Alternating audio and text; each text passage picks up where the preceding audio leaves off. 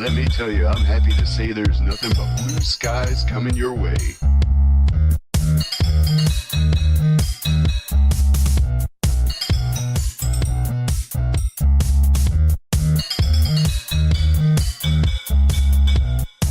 There's nothing but blue skies coming your way.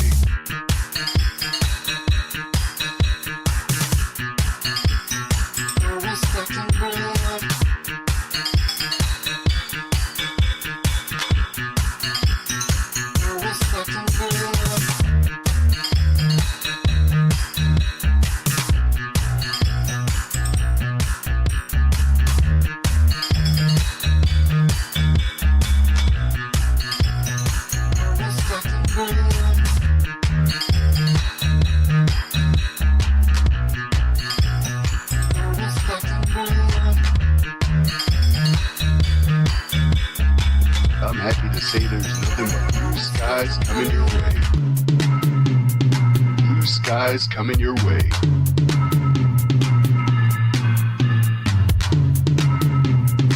Blue skies coming your way. This is weather. Weather. This is weather. Weather. This is weather. Weather. This is weather. Weather. This is Dick Whitney bringing you the weather. At the dough. At the dough. At the dough. Always stacking bread. Always stacking bread. Always stacking bread. Always stacking bread. This is Dick Whitman bringing you the weather.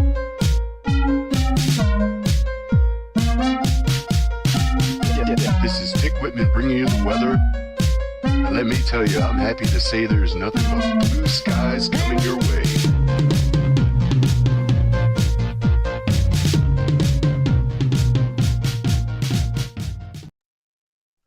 It is Saturday, August 2nd, and you are watching You Don't Watch Sports right here on the Feo Grande YouTube network. I am Bill Smith, and I'm joined as always by the man, the myth, the legend, Feo Grande himself, Omari Ellis. Omari, how was your sports week, good friend? Hey, sports week has been going great. Not sure what was up with my voice just there, but yes, the sports week was going great. Evo's going on this weekend, so I'm enjoying myself. All right, can the people hear you? Yes. All right, we are going to cover 3 topics here on You Don't Watch Sports, just to sprinkle a little sports information into your casual conversation as we are your guiding light through the sea that is sports talk.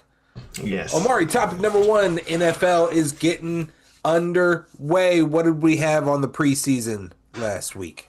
Yes, sir. NFL is underway. Preseason began at the Hall of Fame game this past Thursday as they're not San Diego no more. Los Angeles Chargers. San Diego no more. Los Angeles Chargers beat the Detroit Lions 34-7. It's preseason. You can only put so much on that, Hall of Fame game. But hey, a loss is a loss. Hold that L.A. Chargers.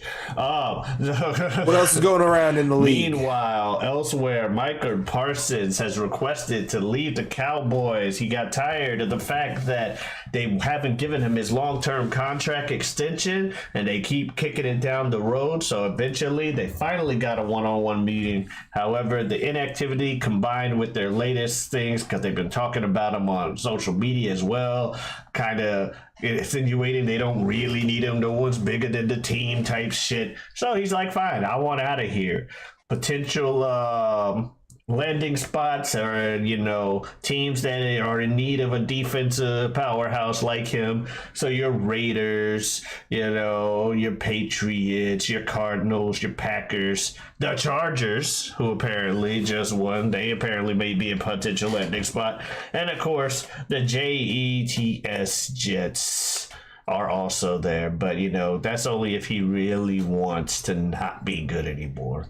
Yeah, all those teams don't sound like very good teams. No, but it's also, he's trying to be traded out.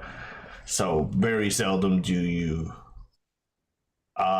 trade somebody to any another kind good of team. no trade clauses in NFL? Not really. is in MLB? I think NFL is the least player friendly when it comes to trade stuff. Okay. NBA is probably Jerry the most. could very easily send him to a shit team on purpose. Yes. Just to And be that's like, why all right, you don't want to play yeah. for the Cowboys? Welcome to being a Jacksonville Jaguar. Yeah, and the shit teams are also more likely to pay more to try and get a Micah Parsons as well, including like draft picks and all of that. Interesting. Meanwhile, I mentioned the Hall of Fame games, so we do have our latest class of Hall of Famers in the NFL. They are Eric Allen, Jared Allen, Antonio Gates, and Sterling Sharp. Who went into the Hall of Fame, got their gold jackets on Friday night, be inducted tonight, beginning at 1 p.m., so in less than an hour in Canton. We're at the point the past few years to where we're old enough that these Hall of Fame inductees are players we actually saw watch. Right, yeah. Like multiple of these names I know from my life.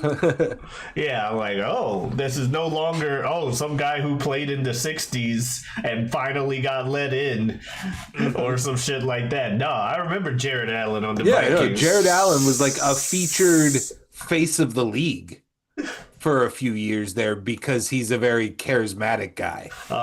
He had his little sack dance thing with the taunt.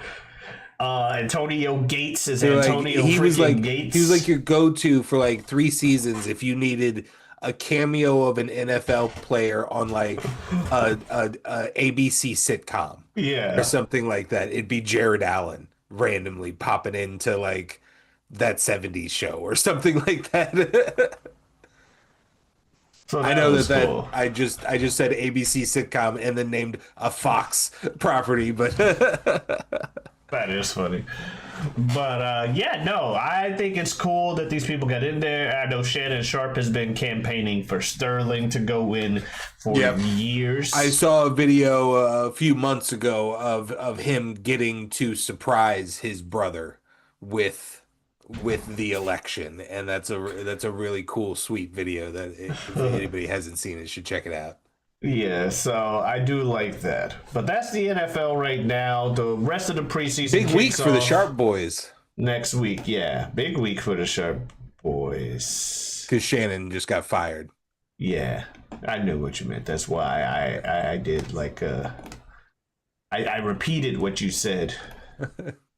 But in a more tone for what kind of week it was for them. Well, one of them had a good week. Oh, that's why I said I didn't go full negative with it. I just kind of was like, yes, big week, indeed. All right, Omari, we're going to do topic number 2 is the WWE SummerSlam. We're talking about we're talking about it on topic number 2 this week because we got a lot to talk about this weekend. SummerSlam is the first 2-night SummerSlam ever, so it is starting here pretty, the pre-show is going to start here at like noon or something and go on for 7.5 hours, and then the main show will start, and then we will run it back again on Sunday. But this card is looking pretty stacked for my taste. Omari, I'd like to run through it with you, get your predictions, get your thoughts on this deal. So let's see. I'm gonna play at random here, and let's start off with maybe I'll do it with least to most interested. Ooh, okay. on my case. Okay. No offense to the man, but the bottom of my list here as SummerSlam, it could be a 2-minute match as far as I'm concerned. Randy Orton teams with Jelly Roll, the country music star, to face Drew McIntyre and Logan Paul. What do you think about this, Omari? Well, I was going to say the team with the celebrity wins, but they both have celebrities on their teams. Right, and is Logan Paul a celebrity at this point? I mean, he is a celebrity, but I mean, he's a wrestler, nobody likes it, but it's like that's that most of my hang up with this match is that like the power of Randy Orton does not equal Drew McIntyre and Logan Paul. When Like- you got Jelly Roll as his teammate. Randy Orton and Jelly Roll are probably going to win this match. Yes. I mean, because that's what happens for the celebrity Yes. match at a big fun pay-per-view. Like you get the big fun moment. I was ultimately gonna get around to like the celebrity usually wins, but they're both celebrities. But I still got Jelly Roll winning this. The dude lost a lot of that weight because he used to be the name Jelly Roll used to be appropriate for the guy. For sure. No, it's not. But For sure. he lost all that weight to do the wrestling. So Yeah, and we've and all credit to Jelly Roll. I love the story of Jelly Roll doing this. And like one of the reasons why he is dropping the weight is because last year at SummerSlam, he was like, yo, I want to do a little bit more than that. Can we do a little bit more than that? And Triple H was like, and he was like, all right, bet. I'll see you soon. Kind of thing. And then yeah, he moved down to Orlando. Started really heavy training with wrestlers and stuff. I appreciate all of that. We have seen some physicality already on SmackDown. You can immediately tell that this is not going to be a Bad Bunny, Logan Paul situation. I didn't say It's it ju- would be. It's just but- not. It's not going to be one of those situations, which just means that like, I don't know, like, Drew McIntyre should not be in this match. Like The Miz should be in, That's usually the Miz's role. and Drew McIntyre is, even with his losses, is depicted way too strong for this match. Like that's my only upset with it, and that's why it's on the bottom of my least interested list. But I also think that Randy Orton and Jelly Roll are going to win. Weird thing happened on Evolution pay-per-view. We had this insane, great match between Rhea Ripley and Io Sky to main event the pay-per-view. Just absolutely incredible. Every time those two go at each other, it's special stuff. And then you have surprising great cash in from Naomi that ends up walking Naomi out with the championship. However, what I didn't realize at first, and kind of slowly came to the realization of over the course of the rest of the week, up until getting to SmackDown, is that putting Naomi into that situation in Raw really makes me uninterested in Tiffany Stratton versus Jade Cargill. Yeah. That was like I until that piece of the puzzle was removed, I didn't realize that was my favorite piece of the puzzle.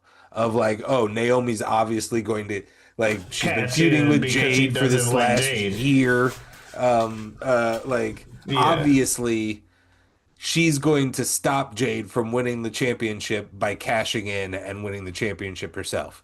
That's not happening anymore. This is just a straight up match of a babyface champion who's actually had a really good reign and a good decent long reign and could hand the ball off at this point. I could see that. But then right now you are presenting the enemy as another babyface who is not getting the babyface reactions that your champion is getting. True. She just does not, Jade Cargill just does not get those reactions in the arena. She might sell the merch. I don't know those into things. There's clearly a reason for the push. Yeah. Well, she She won Queen of the Ring without getting those reactions. yeah, she was big in AEW. I don't think she's been. Well, yeah, her personal, Equally as big like her in, physical and visual presence is WWE. Yeah, Is I'm just obvious. saying, like, I get why they would want to push her, but I'm also agreeing with you that it's not clicking yet. Hasn't been clear. Yeah. I wonder if this is a heel turn moment for her to win the championship. And then maybe my interest in that match goes up a little bit. But otherwise I'm just like I think they're gonna give it to Jade, and I'm uninterested I'm not super excited about that. But also I'm ready for Tiffany to pass the ball. I don't know. Yeah, I think Jade's type of character works better as a heel anyway. So what was your call on the match? How long has Tiffany had this title? She has had it. She cashed in. It's since her cash in? Yeah, well, which would have been. I mean, she is the longest reigning champion, I believe. Okay, so she actually has a chance at losing it here. So I'm gonna go ahead and say Jade probably wins this. Probably in a heel turn would be the smartest way to do it. Because like you said, face versus face, when she clearly is probably gonna be booed in the match anyway. Now's a good time. Let's do Sami Zayn versus Karrion Kross. It's the trilogy of their 3-time feud here. Lots of rumors attached to this match on the Karrion Kross side of things. Do him and Scarlett have a contract going past August? Is this the blow off? Is this Triple H trying to be a nice guy and be like, hey, if at least I'm getting you on SummerSlam. Yeah. You know, you're gonna eat a haluva kick and look at the lights, but you're getting on SummerSlam kind of thing before you leave. Or could this be Karrion Kross finally getting that win that puts him back into a elevated tier on Raw? I don't know. I'm not sure. Yeah. Sammy probably is going to win, I would say. Yeah, because even if he is staying, we talked about it, I think, last pay-per-view or 2 pay-per-views ago. Karrion Kross's character is one of those that doesn't need to win the match to win the feud. And I think I saw a clip of his most recent thing with Sammy, where it still just seems to be about him trying to make him crack, like he's done with everybody else. Yeah. So even if Karrion ends up staying and extending his contract to do other stuff, I could see him losing this match to Sammy, but getting his moral victory. It's not actually a moral thing to do, because Sammy gets a little bit more victory. aggressive than Sammy would normally get, or something like that. He breaks some kind of principle that he had. Whatever breaking point he's been trying to get Sammy to get to, he kind of either hints at or gets him to go there in this match, or gets him started on that path. And thus, even in losing, he can spin it story-wise to a victory. Like Dex Scarlet or something. Yeah. I'm trying to think of what Sammy could do. Yeah. Okay, let's do Solo Sikoa versus Jacob Fatu is going to be inside of a steel cage. I hope Jacob whoops Solo's ass. Yeah. Me too. I would say there's still one more Tonga left to return from injury. True. Tama Tonga has been gone for several months and could still be returning. So that's He could, in but very is typical Tama bloodline fashion. But is Tama Tonga the tear up from underneath the ring type of wrestler? No, but it's not a cell, it's a cage. He is the type of wrestler that could scramble. He's the yeah. Yeah, I know who he is, but So he could be the kind of guy that scrambles up and over. Oh, fair.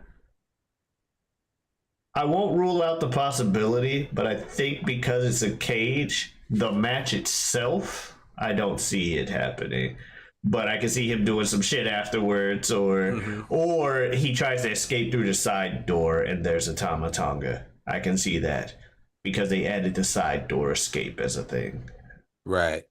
Right. Even though Jesse Ventura hates it. Well, yeah, I don't necessarily like side door either.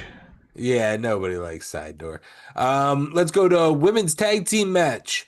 Raquel Rodriguez and Roxanne Perez, the champions, versus the odd couple pairing of Charlotte Flair and Alexa Bliss.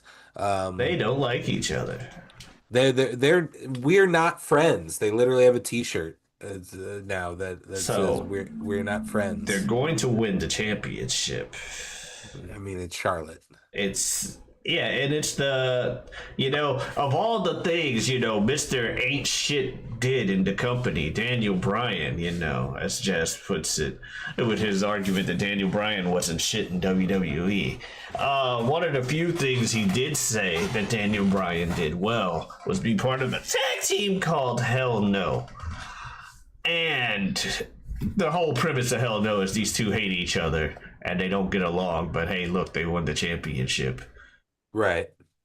And people eat that kind of shit up. So, with it being Charlotte and Alexa, two multi-time women's champions that are highly popular, I can see them going ahead and doing this, especially if their little we don't like each other angle they got going on is selling merch. It's like, yeah, we gotta at least put the belt on them. We can make it into a storyline where they fight each other later anyway, because we don't want to put them in the title picture. We're keeping them distracted over here right now. This is a good storyline that can go through a title reign, break up, fight each other. Now we're moving on back into the title picture. Tie him up for a year like we thought Swerve and what's his name were gonna be. Yep. Yeah, I agree. The only thing holding me back on that is how central of figures Judgment Day still is on Raw. And I feel mean- like the built-in Liv storyline of her returning kind of needs the belts on Raquel and Roxanne still, but that doesn't mean they can't reacquire them at some point, depending on how long Liv is gone. Oh, it could be like a short feud thing between. Yeah. Just because they lose the titles, there's that whole rematch clause that's not a clause anymore, and just sometimes I want it. It's whether or not you're either in good standing with the GM or you can argue well with the GM. Or you, like in a Chelsea Green sense, bug the GM enough to where they literally just break. Those are how you get your rematch clauses now. Or you're a baby face, you're a white meat baby face, and you just silently go to the back of the line and work. You win the Royal Rumble or King of the Ring or whatever. All right, let's do the 6-pack ladder match, Omari. It is the 25th anniversary of the first TLC match. So we have 6 tag teams. So this year they are doing all of the SmackDown tag teams. You have DIY, you have Andrade and Rey Fenix, you have Fraxium, you have Motor City Machine Guns, you have the Wyatt Six, and you have the Street Profits. This division has been one of my favorite things in SmackDown the last month or two. It's really fun, really cool matches, lots of intensity, lots of speed. This match is probably going to be bonkers. It's going to be. This is car crash. This is car crash. This TV. looks like a fun ass match. Who wins this? That is crazy. The Wyatt Six are coming in as champions. Uh-huh. But they also haven't gotten. They're not clean champions. No. They're doing like what's his name? Big Red. Big Red's been coming in and fucking with the match each time. So I like the idea of this match. This would be great. The door is wide the fuck open for literally anybody to win when you have matches like these. Because you can always just BS an excuse because it's a chaos car crash. So you could make a team out of here. I'm not sure about different people's momentums in that. That said, the Wyatt Six realistically have, what, 4 other people that could interrupt in this match and help them win. Yeah. So I'm going to go with them retaining. I don't need another 3 people out here at ringside. I'm just saying. I hope can that see doesn't that. happen, but yeah, I could see it happening as well.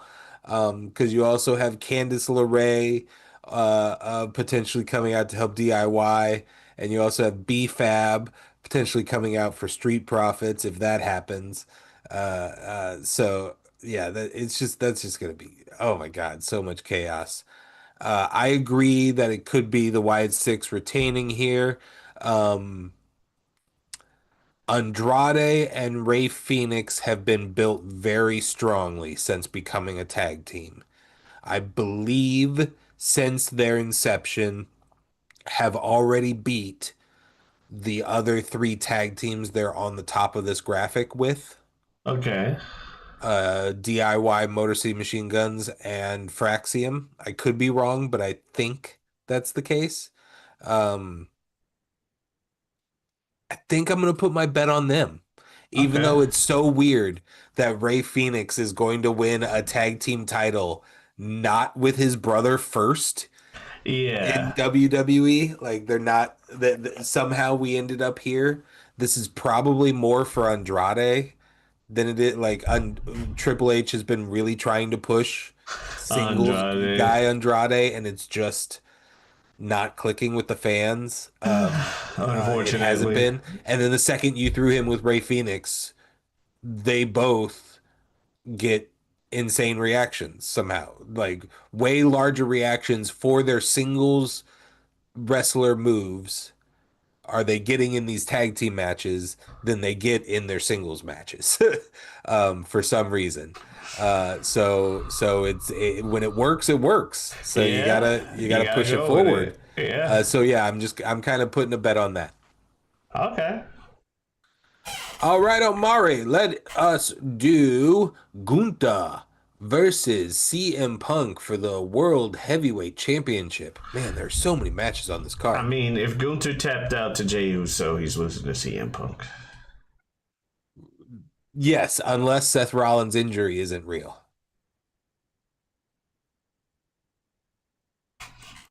If Seth Rollins, the character, decided to pull a long con where he fakes an injury in the middle of a hot I'm the new heel in town shriek, and he fakes an injury just to get at CM Punk, that's some fucking Lex Luthor Superman shit where it's just I never had the injury, I just fucking hate you and wanted you to drop your guard. I mean, I'm the real Bears fan. what would you say is the most famous Money in the Bank cash-in of all time? Well, it's either Punk or Edge. Oh, you're an insane person. Literally, 97% of the world would have answered with the heist of the century. Well, I'm just saying, the first one, is usually the one of the big ones. One of the You're an more insane famous person. ones. Everyone answers with the heist of the century. One of the two. I said one of the two. Some insane But you didn't people- say. I mean, Okay, my heist of the answer century would is be- Rollins. You said Punk or Edge. Oh. I thought You you, didn't were even trying name to, Rollins. I thought you were trying to make a reference. I thought you were trying to make a point to why Punk was doing this because I was trying to say thing. Rollins is the most famous cash in of all time. That is, I mean, no, maybe you're right. in The part Brock- because WWE no, promotes it as such. The Brock Roman Seth. Right. I get it. But to be fair, so- the first ever and the things are also up there on that list with iconic Money in the Bank cash-ins. But Heist of the Century, I get it. Well, this one wasn't a cash in. That was just a match that Punk won At Money in the Bank. at Money in the Bank. Yeah. So yeah, regardless. definitely Heist of the Century. So what I was getting at was if Rollins is already the holder of the greatest cash in of all time, the main event of WrestleMania, closes out the show holding the title, all that shit, wouldn't that person want to make sure that they do a good, air quotes, good cash in? Like a big cash in, a memorable. Wouldn't that person feel like they couldn't just do some sort of basic cash in? Does he Thus- have the briefcase? Seth Rollins has the briefcase. Seth Rollins is the Money in the Bank holder. That's what I'm saying. Like, yeah, that's he gets the injury. Okay. The word is he's going to be No, out for I like 9 that. months. No, I like that. And then 3 weeks later, he shows up at SummerSlam. See, I had forgotten that Seth has the briefcase right now. That's Oh. okay. That makes more sense. So I could definitely see Seth, like Punk getting ready to win, or winning even, and then Seth. Because I don't see Punk winning easily, because this is Gunther, the Ring General. I've only lost like 4 times on main roster as Gunther. So I don't see Punk winning easily, even if he's CM Punk the best in the world. But if that happens, I can see Rollins coming out. Cody Rhodes versus John Cena for the WWE Championship. We talked about it off mic. John Cena did a promo last night that kind of turned him back to a good guy. So right now we're doing good guy versus good guy, unless Cody turns in the match, maybe, or this whole John Cena thing was a ploy. Is this time to hand the ball back to Cody? I pretty much steer one of two ways. Either it's a double turn and Cody wins. So Cena can eventually go out on his back, I guess, to Cody in this case. Trying to win at number 18. Or Cena extends this whole heel turn one more month. He told that promo to get Cody to drop his guard, and he beat him. It's one of the two. I'm gonna bank on. Why not? I don't have a good track record predicting wrestling on this channel anyway. I'm gonna go ahead and say Cena wins, and he is pulling the ploy. It is a street fight, so they are going to get to do, smoke and mirrors shit. Oh! Sorry. I'm thinking Cody gets it again. Cody wins here. Maybe we get something extra interesting with a heel turn or the Rock return or something like that. But yeah, I think Cody gets the ball back here. I like the idea someone had where they said maybe it turns out Cody actually did sell a soul or some shit. I don't know how they would have make it work, given everything that's happened since that moment. But on some weird shit, Cody ends up being like, haha, I am you. And it wasn't necessarily that The Rock and Travis Scott are just assholes that decided to abandon the plan right after making it happen. It's that they were running the long con, John. Becky Lynch versus Lyra Valkyria for the women's intercontinental title. If Lyra loses this match, she can never challenge for the intercontinental title again while Becky is champion.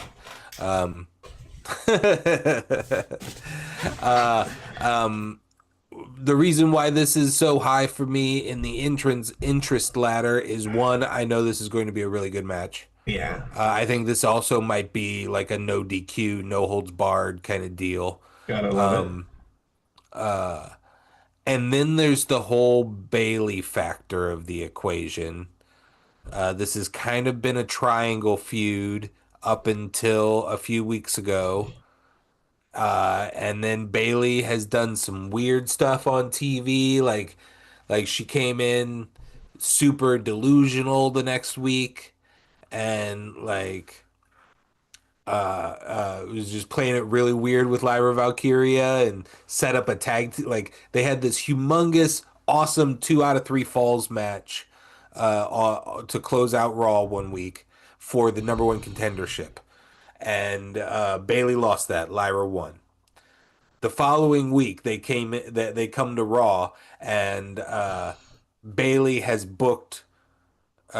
talked to Adam Pearce and booked them a tag team title match against Raquel and Roxanne. Oh. And Lyra's like, "What are we doing here, Bailey? Like, we just knocked the snot out of each other last week," and she's like, whatever. We gotta win tonight. Come on, let's go.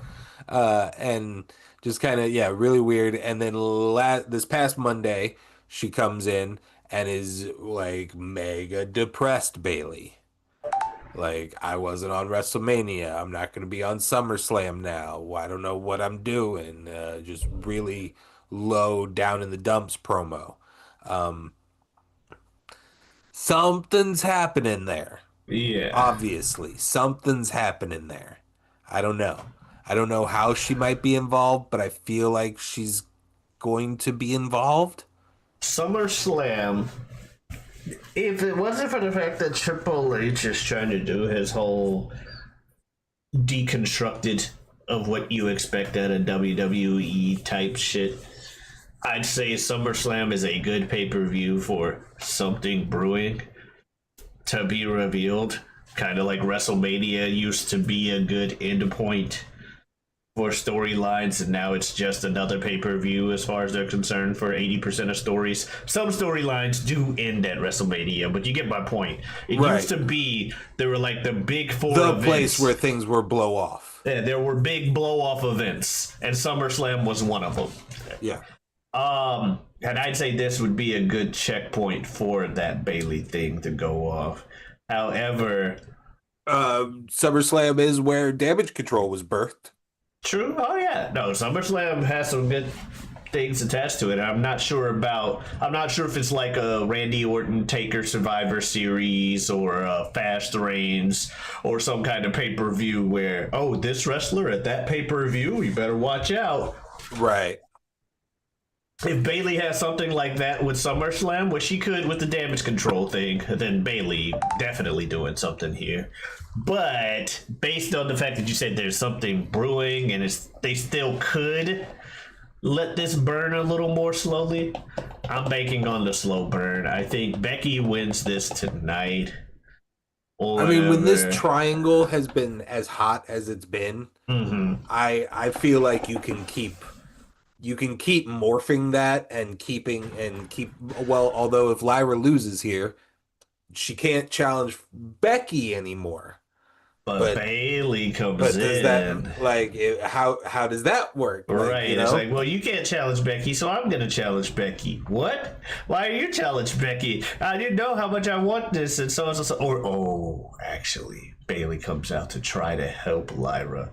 Lyra loses. Lyra blames Bailey. But Bailey tries to fight Becky. Now Lyra costs Bailey too. Now they're fighting each other. While Becky goes, I'm the man, Irish. Yeah, Becky can just have some random fights for a little while. Fight Ivy Nile and whoever, Yeah. because they can just do random fights with her off of just the power of Becky Lynch name. Exactly. While Bailey and Lyra are trying to build a feud. Yeah. All right, top of my board. I already teased it earlier. I mean, these two are maybe the top two in wrestling right now, where when they get in the ring, I am glued. I am glued to the screen with everything they do. Rhea Ripley and Io Sky are in a triple threat match against Naomi. I think this is going to be an absolutely killer match. I do think Naomi's going to win because she just got the fucking title. I agree, by the way. Yeah, I agree. Okay. Naomi wins. Yeah. Because she just got the title, because they're doing this whole big proceed with caution thing, she's in a big push, got a lot of momentum going. There's no reason to squash that right now, even for a Rhea or an Io in a triple threat. However, our next big event is Clash in Paris, where the winner of this match's opponent is already decided in La Primera, Stephanie Vaquer. Stephanie Vaquer already has built-in, started 25% in feuds with both Io Sky and Rhea Ripley. Does that affect anything for you? We can always do one of these. I can always do a fatal four-way match if need be. That way you have everybody involved. Like, it could be, well, not a it could be some kind of fuzzy-ish finish. Or Naomi wins here to get the big win of her reign, of her short reign, because they give Stephanie Vaquer the belt at Clash in Paris, and then she already has her first two feuds built for her championship. She can immediately go into Io Sky, beat Io Sky, and then go to Rhea Ripley and lose to Rhea Ripley. Yeah, I can see that. Maybe I'm thinking too much about it. Can go either way, but I got Naomi winning this one. Same. I do. Yeah. I do. All right. Well, man, goodness, that was a long ass breakdown of SummerSlam. Let's go into Evo, Omari. All right, Evo Vegas, Evo Prime, whatever you want to call it's going on right now in Vegas as we speak. Actually, it's about, I forget, I'm on the East Coast, so we're about 12 minutes away from day two beginning for Evo. And it's going to start off with some top eights and stuff going on for you, like Mortal Kombat's Under Night Then Burst, Marvel vs. Capcom 2's tonight, some other things going on there. In Street, some big names, that have already lost some matches in their other tournaments or in their respective tournaments so far. Tokido, former Evo champion for Street Fighter V, as well as CVS2, has already been sent to losers in Street Fighter 6. The Mortal Kombat top 8 has already been decided. Like I said, that's going to be the first top 8 today, starting in 12 minutes. And that involves seven-time Evo winner Sonic Fox, trying to defend their dominance because 6 of those 7 titles have all been NetherRealm Studio games. So Mortal Kombat, Injustice, another Mortal Kombat. If it's a Mortal Kombat game at Evo, Sonic Fox is usually the favorite to win it, and damn it, they're in winner's side of the bracket this week. So it's not looking good for the rest of them, but there are some other players like Gurr, Michael Seraphan, hilarious. Nicholas, Michael Seraphan is the guy's name. That's why I said hilarious, because I just saw that. Like, I saw him over the weekend. He actually plays really well. So we'll see how that goes with that. Meanwhile, CVS2, I mentioned that's there. That's also going on today. We got a lot of the big names from history throughout there. Your Silent Scopes, your Bucktooths, legendary in-groove player. He's in winner side of top 24. People who have been doing their work to keep the game's name alive over the years, like your Pat the Flips, your Clockworks, legendary MVC2 player. Huh? Pat the flips. Yeah, Pat the Flip, and etc. They're all gonna be good. Oh, and a player who I met at the past few past few CEOs in CBS two, his username is spelled out UMTHRFKR. You motherfucker. He's in losers bracket at Evo as well. There's some other games going on, but you can check them out at Evo 1 and Evo 2. Real easy to find them on Twitch if you need to do it. All the way down to Evo 7. Evo. All the way down to Evo 7. There are other games with pool play today and top 24 play. Evo 1 and Evo 2 for all day today and tomorrow will get you top 8 action. Like I said, we got Mortal Kombat today, top 8 action. You got Mortal Kombat 1, which is the most recent Mortal Kombat, but for story reasons they called it 1. Under Night in Birth, Marvel vs. Capcom 2, Grand Blue Fantasy, Guilty Gear, CVS 2, Rivals of Aether. That's a lot today, as well as Killer Instinct and Samurai Showdown. So my instant reaction seeing this board, my instant reactions are Samurai Showdown is cool. I didn't realize that was still a thing. Yeah, the most recent Samurai Showdown. I had that on Sega Genesis. That was one of my favorite Sega Genesis games to throw in. Check that out tonight at 5 p.m. Eastern. And then the other thing that I was a little thrown but not really surprised by is the amount of games on this chart that I don't know if I have ever heard the string of words connected together before ever. What, Under Night in Birth 2, EVE, yeah, Celeste? I've never, I didn't realize there was so many that I had literally never even heard of. I had zero concept of. Under Night in Birth, Grand Blue Fantasy, I know there was several more. Blaze Blue Central Fiction, Rivals of Aether, I've never heard of that. So Blaze Blue is made by the people who made Guilty Gear. And they kind of pulled a Street Fighter where rather than have like full-on sequels, they kept having different versions. So it went from like Blaze Blue to Blaze Blue, Chrono Phantasma to Central Shift, and so to eventually Central Fiction.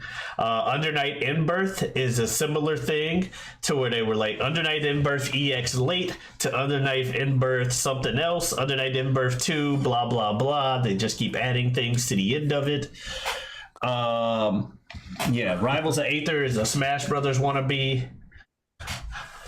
But they have their own following, and yeah, they all play tonight. Tomorrow, you got all the modern day big name games: your Guilty Gears, Fatal Furies, Tekken 8, Street Fighter 6, and then on Evo 1, Virtua Fighter 5, Revo. Is there a reason why Smash Brothers would not be here? But there's a Smash Brothers wannabe? I'm actually surprised that Smash Ultimate at least isn't here. I'm going to tell you, yes, there's a reason. I just don't know the reason. Well, I know sometimes Nintendo is super weird about their I'm stuff being used. And for a while, that was part of it. But they, at one point, seemed to have solved that. But I don't know what happened in the last year to where Smash is no longer here, but Rivals is.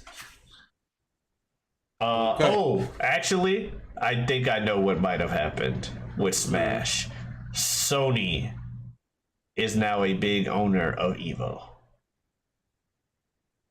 So, because Sony themselves are involved with Evo, Nintendo may be like, nah. Do more PlayStation focus. Well, and also Nintendo may be like, nah, y'all can't have our game at your event. Right. If you're gonna take Evo, we were already upset with Evo doing Smash anyway, and begrudgingly let them start doing it again. But now you're owning it. No, we refuse to let Sony make money off of our name. And then the only other one that maybe is in my world that I don't see on here, did the Injustices ever get hold of were they ever a part of the community? Yes. So the Injustice games are made by NRS or NetherRealm Studios, the Mortal Kombat people. Right. There's generally, unless some kind of event is happening, generally on main stage games, there's only like whatever the most recent thing is. Oh, okay. So when and if they do an Injustice 3, it'll be at that year's Evo. Exactly. Mortal Kombat probably won't be, but Injustice will be the game. Okay. Because Sonic Fox, I think, first Evo was an Injustice 1. Then they won Because like something. Marvel vs. Capcom 2 is like how old of a game? Very, but this is a special event where they brought it back. Oh, okay. This is the first time since 2010 that they've had MVC 2 as a main game at Evo. Okay. Mm-hmm. And look out for the cosplay contest at 5 p.m. on Evo 1. Oh yeah, top 8 for the cosplay contest. I'm glad you saw that. I didn't even notice that. But yeah, so yeah. I bet there's people that go hard. Oh yeah. From what I've seen as CEO with those, and the judges are like, how much of that outfit did you buy and how much did you make?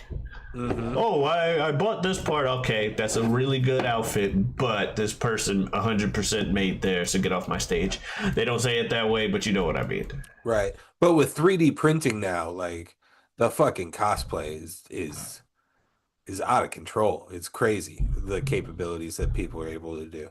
All right. Yeah. So does that wrap up our 3 topics? I believe it does. All right. Well, if you like talking, we had an XL size portion of You Don't Watch Sports this week. If you like watching us talk about a random nonsense, you can see us on a media show where we pass movie, TV shows, all kinds of things back and forth. One guy has seen, the other one hasn't. This guy hasn't seen. That's the name of the show. Right here on the Feo Grande YouTube network. Omari, where else can they find you on the internet? Y'all can also find me on Twitter and Twitch at Giotavi. That is GIOTAVI. Come on in. Stop on by. Streaming Earth Day 240. You know what that means. Including, you know, tomorrow and maybe even sometime tomorrow night and sometime tomorrow night, maybe doing a watch along with Evo and Do stuff. some Evo React. All right. Yeah, I have to work tomorrow, but tomorrow, that's why I said tomorrow night. But yeah. Anyway, y'all have a good one. Alrighty. Well, I'm Bill Smith, and I am not wearing any pants. Fair. I'm Omari, and I am. And I'm also wearing an Evo hat. Either way, we'll see y'all next week. Adiosness.